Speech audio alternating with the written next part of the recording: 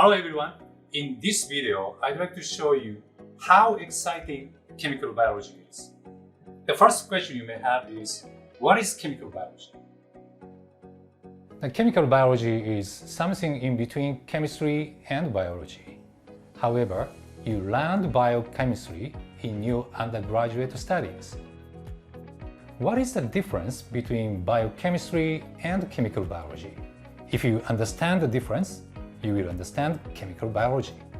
In biochemistry, you start with biological events and try to understand biological events by chemical language. That is biochemistry.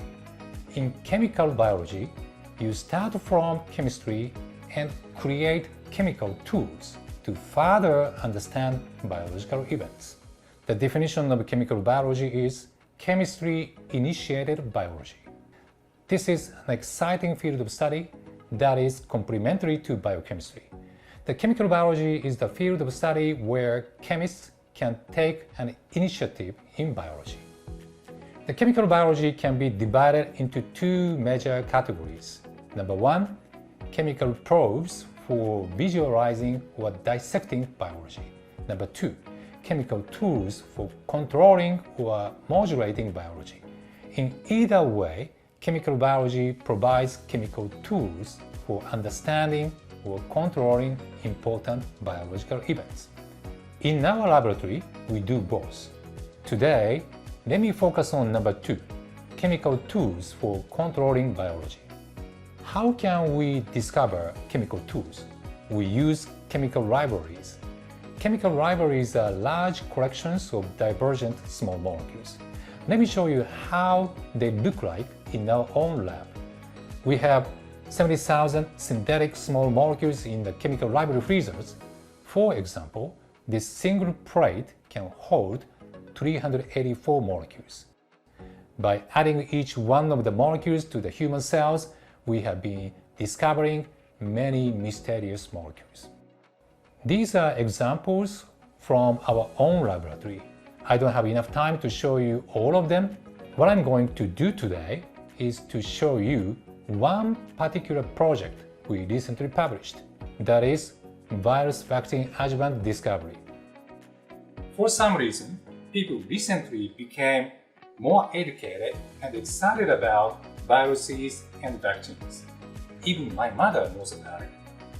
However, people are less familiar with the concept of vaccine adjuvant. So what is vaccine adjuvant? In human history, two major types of virus vaccines have been used for human use: attenuated virus vaccine and split or subunit virus vaccine. Attenuated virus vaccine is basically weak versions of live vaccines. This type of vaccine activates antigen-presenting cells or immune cells to stimulate innate immune response.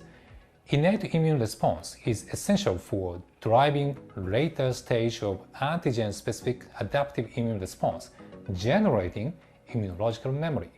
On the other hand, subunit or split vaccine consists of isolated antigens from viruses. This is not virus anymore. They cannot activate innate immune response. That's why we need to add immune potentiators we call adjuvants.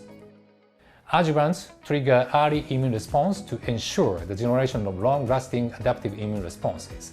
So we decided to look for such activators of innate immune response. A chemical library screening and organic synthesis allowed us to discover this molecule we named colicamide. Colicamide self-assembled together to form virus-like particles in water.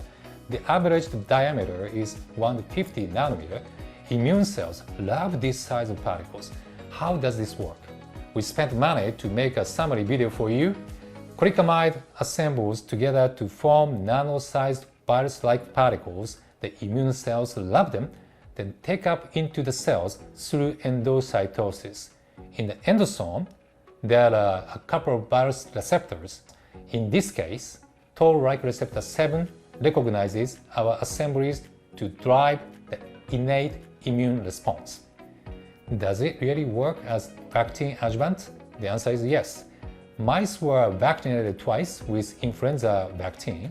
At day 34, we challenged the mice with lethal dose of very bad influenza virus. Within 10 days, all the mice died. The vaccination together with colicamide exhibited protection as good as aram, which is a clinically used adjuvant. So we were very excited about these results. Chemistry students usually get the job, either in a material company or a pharmaceutical company.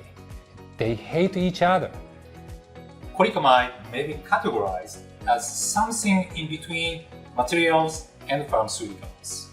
We have many other examples of self-assembling bioactive molecules, trying to create a new field of chemical biology. Thanks for watching.